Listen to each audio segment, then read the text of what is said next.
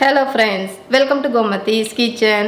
இன்னைக்கு நம்ம பார்க்க போற ரெசிபி பாத்தீங்க அப்படினா உளுந்து முறுக்கு அதாவது தேன்குழல் முறுக்கு இருக்கு இல்லையா அதுக்கு வந்து மாவு எப்படி வீட்லயே அரைக்கலாம் அந்த மாவை பயன்படுத்தி முறுக்கு எப்படி சுடலாம் அப்படிங்கறத தான் பார்க்க போறோம். அது வந்து 1 கிலோ அரிசியை வச்சு மாவு எப்படி செய்யலாம் அப்படிங்கற அளவுகள் தான் நான் இன்னைக்கு உங்களுக்கு சொல்ல போறேன். இந்த மாதிரி நம்ம ஃப்ரெஷ்ஷா மாவு வந்து அரைச்சு முறுக்கு சுடுறப்ப கடையில வாங்குன அரிசி மாவு வச்சு முறுக்கு சுடுறதை விட நல்ல ஃப்ரெஷ்ஷா நல்ல வாசனையாவும் இருக்கும். நாள் பட வச்சுக்கலாம், உங்களுக்கு கெட்டு போகாது.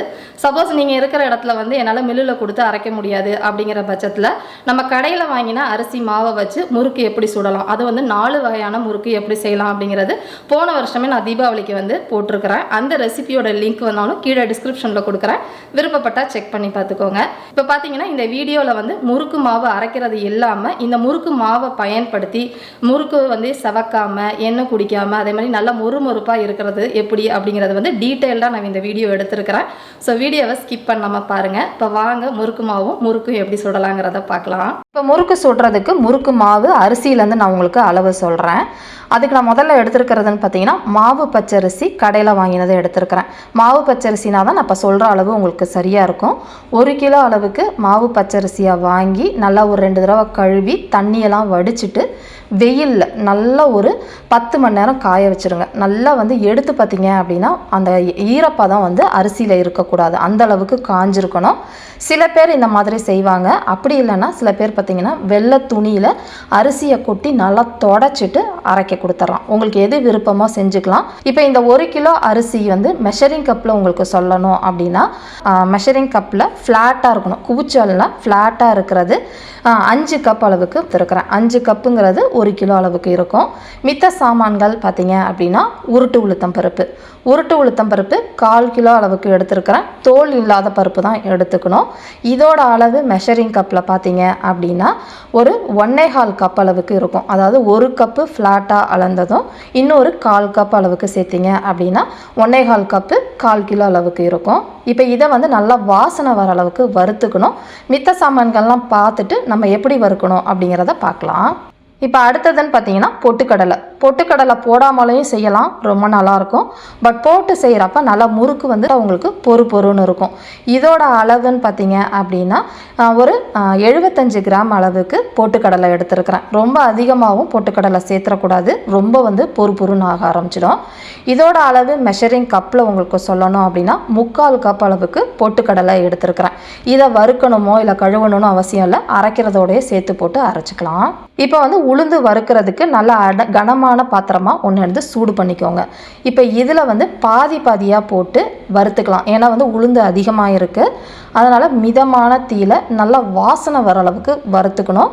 பச்சையாகவும் இருக்கக்கூடாது, அதே மாதிரி ரொம்ப சவக்கவும் இருக்கக்கூடாது. கையில் எடுத்து பார்த்தீங்க அப்படின்னா கையில் வந்து பிடிக்க முடியும் கூடாது, அந்த அளவுக்கு சூடாக இருக்கணும். அப்போ தான் உங்களுக்கு முறுக்கு நல்லா வாசனையாக இருக்கும். கரெக்டாக ஒரு 5லேருந்து 6 நிமிஷத்துலேயே உங்களுக்கு இந்த மாதிரி நல்லா வறுத்து வந்துருச்சு. கலரும் மாறலை, நல்லா வந்து வாசனையும் வர ஆரம்பிச்சிருச்சு. இப்போ இந்த ஸ்டேஜில் நான் வந்து அடுப்பை ஆஃப் பண்ணிவிட்டு நல்லா ஒரு அகலமான தட்டில் வறுத்த உளுந்தை மாற்றிட்டு இதை நல்லா ஆற வச்சுடுங்க. நல்லா ஆறினதுக்கு அப்புறமா தான் நம்ம வந்து அரைக்க போகிறோம். இது ஆறிக்கிட்டு இருக்கிறதுக்குள்ளே நான் இன்னும் கொஞ்சம் பாதி இருக்கு இல்லையா, அதையும் வந்து வறுத்து எடுத்துகிட்டு வந்துடுறேன். இப்போ பார்த்தீங்கன்னா வறுத்த சாமான்கள் எல்லாமே வந்து எடுத்து வச்சுட்டேன். இது எல்லாத்தையுமே ஒன்றாவே போட்டு நீங்கள் வந்து மிஷினில் கொடுத்து அரைச்சிக்கோங்க. இது எல்லாத்தையுமே நம்ம வந்து மிக்சியில் போட்டு அரைக்க முடியாது. அரைச்சிங்க அப்படின்னா உங்களுக்கு அந்த அளவுக்கு நைஸாக அரைக்க முடியாது. மில்லில் கொடுத்து நைஸாக 2 தடவை போட்டு அரைக்க சொல்லுங்கள்.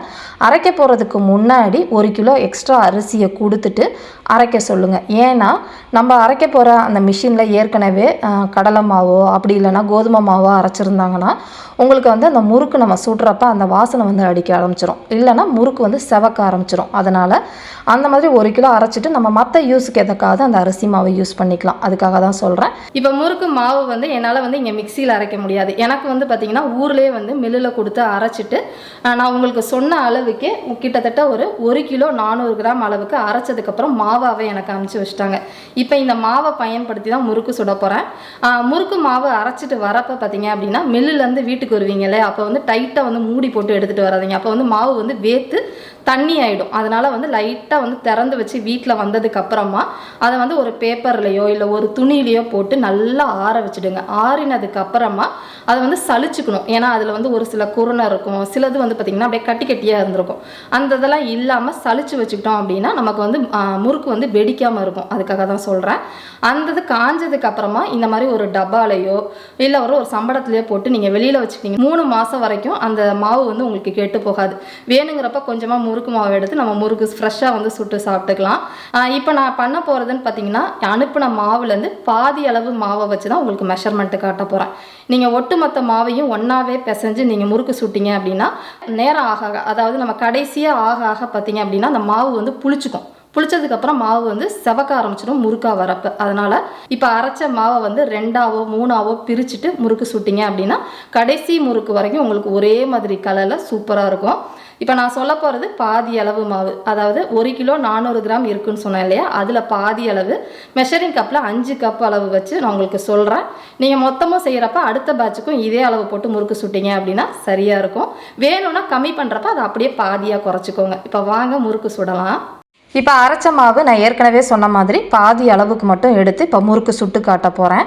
இதோட அளவு, அதாவது மாவோட அளவு நிறைய பேர் வந்து மெஷரிங் கப்பில் கேட்பீங்க, அவங்களுக்காக சொல்லிடுறேன். மெஷரிங் கப்பில் ஃப்ளாட்டாக அளந்தது 5 கப் அளவுக்கு எடுத்து இப்போ நம்ம முறுக்கு சுட போகிறோம். இப்போ முதல்ல வந்து நம்ம உப்பு சேர்த்துக்கலாம். உப்போட அளவு 5 கப்புக்குன்னு பார்த்தீங்க அப்படின்னா டேபிள் சால்ட்டு, அப்படி இல்லைன்னா கல் உப்பு. டேபிள் சால்ட்டாக இருந்துச்சு அப்படின்னா 1 டீஸ்பூன் வந்து 1.25 டீஸ்பூன் அளவுக்கு உங்களுக்கு உப்பு தேவைப்படும். கல் உப்பு அப்படின்னா 2 டீஸ்பூன் அளவுக்கு தாராளமாக சேர்த்துக்கலாம், உங்களுக்கு சரியாக இருக்கும். அதை கொஞ்சமாக தண்ணி ஊற்றி நல்லா தண்ணியில் கரைய வச்சுட்டு அதுக்கப்புறமா நம்ம மாவில் சேர்த்துக்கலாம். இது கரைஞ்சிக்கிட்டு இருக்கட்டும், அதுங்களும் நம்ம மற்ற சாமான்கள்லாம் இதில் சேர்த்துக்கலாம். இப்போ அடுத்ததுன்னு பார்த்தீங்கன்னா 1/2 டீஸ்பூன் அளவுக்கு பெருங்காய பொடி சேர்த்துருக்குறேன். இதுவே கட்டி பெருங்காயம்னா நல்லா தண்ணியில் கரைச்சிட்டு அதுக்கப்புறமா சேர்த்துக்கோங்க. இப்போ அடுத்தது 1 டீஸ்பூன் அளவுக்கு எள்ளு சேர்த்துக்க போகிறேன். எள்ளு வந்து நீங்கள் எந்த கலர் எள்ளு வேணால் சேர்த்துக்கலாம். கூடவே வந்து இதில் 1 டீஸ்பூன் அளவுக்கு சீரகம் சேர்த்துக்க போகிறேன். உங்களுக்கு எள்ளு மட்டும் போட்டு செஞ்சாலும் முறுக்கு நல்லாயிருக்கும், சீரகம் மட்டும் போட்டு செஞ்சாலும் முறுக்கு நல்லாயிருக்கும். சில பேர் பார்த்திங்கன்னா ஓமம் போட்டு முறுக்கு சுடுவாங்க, அந்த மாதிரி சுட்டாலும் நல்லாயிருக்கும். உங்களுக்கு எது தேவையோ சேர்த்துக்கோங்க. இப்போ இந்த மாவுலே பார்த்தீங்கன்னா 1 டேபிள் ஸ்பூன் அளவுக்கு வெண்ணெய் சேர்த்துக்க போகிறேன். நம்ம எடுத்துருக்கிற மாவுக்கு 3 டேபிள் ஸ்பூன் வரைக்கும் நீங்கள் வந்து வெண்ணெய் சேர்த்துக்கலாம்.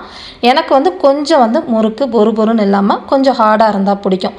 இதுவே வந்து வெண்ணெய்க்கு பதிலாக நீங்கள் கொதிக்கிற எண்ணெய் 3 டேபிள் ஸ்பூன் வரைக்கும் போட்டாலுமே நல்லாயிருக்கும்.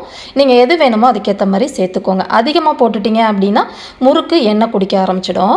இப்போ இந்த கலந்த மாவில் கரைச்சி வச்சுருக்கிற அந்த உப்பு தண்ணியை வந்து இதில் தெளித்து நம்ம பிசைஞ்சிக்கலாம். இப்போ எல்லாம் நல்லா கலந்ததுக்கு அப்புறமா இதில் தண்ணி ஊற்றி பிசைஞ்சுக்கோங்க.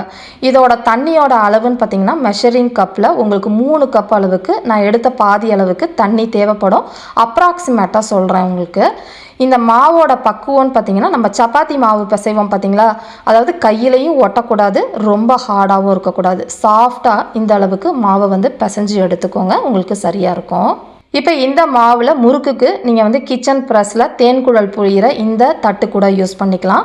இதில் போடுறப்போ உங்களுக்கு கொஞ்சம் மெல்லிஸாக வந்து முறுக்கு விழும். உங்களுக்கு அந்த மாதிரி வேணும்னாலும் சேர்த்துக்கலாம். இப்போ நான் இன்றைக்கி யூஸ் பண்ண போகிற தட்டுன்னு பார்த்தீங்க அப்படின்னா பித்தளையில் இந்த தட்டு தான் வந்து தேன்குழல் தட்டு யூஸ் பண்ணிக்க போகிறேன். இதுவே நிறைய பேர்த்திட்ட மரத்தில் அப்படின்னா இண்டாலியத்தில் இருக்கும், அது கூட நீங்கள் யூஸ் பண்ணிக்கலாம், சரியாக இருக்கும். இப்போ இதில் வந்து மாவை ஃபில் பண்ணிக்கலாம். கொஞ்சமாக எண்ணெயை வந்து முறுக்கு குழலில் லைட்டாக தடவிட்டு அப்புறம் மாவு ஃபில் பண்ணிக்கோங்க.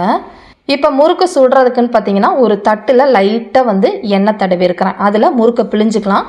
முறுக்கு மாவு நல்லா சாஃப்டாக குடல்லேருந்து வெளியில் வந்துச்சுன்னா தண்ணியோட அளவு சரியாக இருக்குன்னு அர்த்தம். ஹார்டாக இருந்துச்சுன்னா பிச்சுக்கிட்டு வந்துடும், தண்ணியாக இருந்துச்சுன்னா பிழிகிறப்ப தண்ணியோடு உங்களுக்கு வெளியில் வரும். அதனால் பக்குவம் உங்களுக்கு இதிலே கண்டுபிடிச்சிடலாம். பிகினர்ஸாக இருந்தீங்க அப்படின்னா இந்த மாதிரி ஒரு கரண்டி, நம்ம வீட்டில் அன்னக்கரண்டியோ இல்லை ஜார்னி கரண்டியில் எண்ணெய் தடவிட்டு இதில் பிழிஞ்சிட்டு நம்ம டக்குன்னு வந்து எண்ணெயில் கவுத்து விட்டுறலாம். அந்த மாதிரி பண்ணுறது இன்னும் நல்லா ஈஸியாக இருக்கும் உங்களுக்கு. இப்போ முறுக்கு எண்ணெயில் போடுறதுக்கு முன்னாடி எண்ணெய் காஞ்சதுக்கப்புறமா கொஞ்சமாக மாவு போட்டிங்கன்னா சட்டுன்னு எந்திரிச்சு வரணும். இதுதான் வந்து எண்ணெய் காய வச்ச பதம். இந்த சமயத்தில் நம்ம முறுக்கு எடுத்து போட்டலாம். நீங்கள் வந்து பிகினஸாக இருக்கிறவங்க ஜார்னி கரண்டியில் யூஸ் பண்ணியிருந்தீங்கன்னா அப்படியே அந்த கரண்டியை திருப்பி விட்டிங்கன்னா ஈஸியாக உங்களுக்கு அதில் விழுந்துடும். இப்போ இந்த முறுக்கு வேகிறதுன்னு பார்த்தீங்கன்னா மிதமான தீயில் வேகணும், நல்லா அந்த சலசலப்பெலாம் அடங்கணும், அந்த அளவுக்கு வேக வச்சுக்கோங்க. இப்போ இடையில இந்த மாதிரி திருப்பி போட்டு வேக வச்சுக்கோங்க. எல்லா சைடும் ஒரே மாதிரி வேகணும். இப்போ பார்த்தீங்கன்னா ஓரளவு சலசலப்பெல்லாம் அடங்கி நல்லா வெந்துருச்சு, சவக்கவும் இல்லை. இப்போ இந்த சமயத்தில் நம்ம முறுக்கை வந்து எண்ணெயிலேருந்து எடுத்துடலாம். ரொம்ப சூப்பரான மொறுன்னு நம்மளோட தேன்குழல் முறுக்கு வந்து ரெடி ஆகிடுச்சு. இதை வந்து ஒரு டிஷ்யூ பேப்பர்லேயோ இல்லை எண்ணெய் வடிகிற தட்டுலேயோ வச்சுட்டு ஆறுனதுக்கப்புறமா நீங்கள் வந்து எடுத்து டப்பாவில் போட்டுக்கோங்க. இதே மாதிரி அளவுகளோட இந்த தேன்குழல் முறுக்கை வந்து செஞ்சு பார்த்துட்டு எப்படி இருக்குங்கிறத கமெண்ட் பண்ணுங்கள். வீடியோ பிடிச்சிருந்தாலும் கமெண்ட் பண்ணுங்கள், லைக் பண்ணுங்கள். மறக்காமல் கோமதிஸ் கிச்சன் சேனலையும் சப்ஸ்கிரைப் பண்ணி வச்சுக்கோங்க. தேங்க்ஸ் ஃபார் வாட்சிங்.